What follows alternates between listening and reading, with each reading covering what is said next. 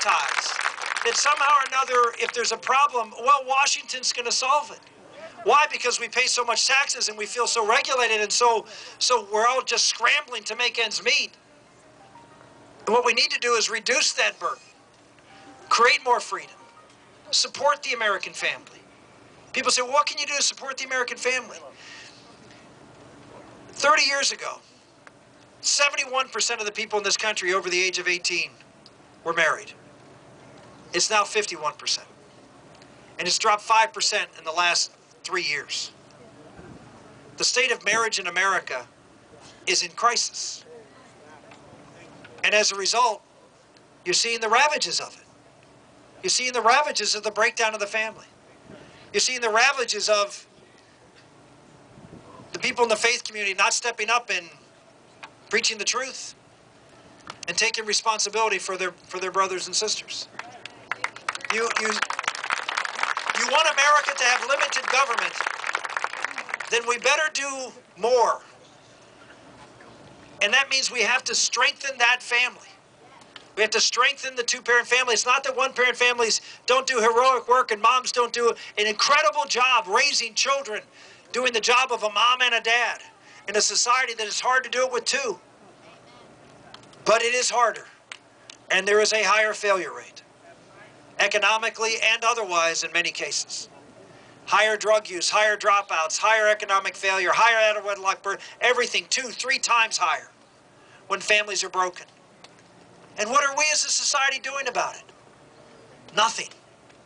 Virtually nothing.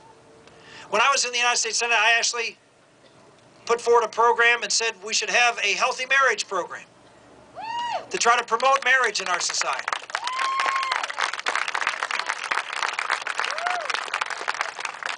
And then we should have abstinence programs to try to promote abstinence so young children don't get involved in at-risk behavior. But let's be honest, that's the church's role. That's the community's role. We should be doing this in a big way, and I will tell you that there was a city in Chattanooga. I write about this in my book. I wrote a book in response to Hillary Clinton's book. She wrote a book called It Takes a Village. I wrote a response called It Takes a Family. And in that book, I talk about the city of Chattanooga, Tennessee. Okay, let's give a shout out for Chattanooga. Well, Chattanooga, Tennessee is a city, obviously in East Tennessee, where the city fathers were shocked when statistics came out and were publicized in the paper that said that Chattanooga had one of the highest out-of-wedlock birth rates, one of the highest single parenthood rates, and one of the highest divorce rates in the state of Tennessee. And people were embarrassed. Chattanooga's a beautiful little town. And so what did they do? The educators, the business people, the city fathers, and yes, the churches came together and formed a nonprofit to promote healthy marriages, to promote fathers getting back and involved with their children and even with the mothers of their children, to try to bring and re-knit this community, this unit that is so important for our society. And within 3 years, they reduced the divorce rate, the out-of-wedlock birth rate, as well as the single parenthood rate by 25%.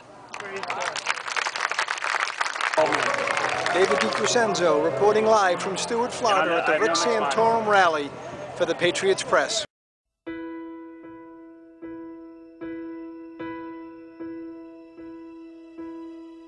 I can almost see it, that dream I'm dreaming.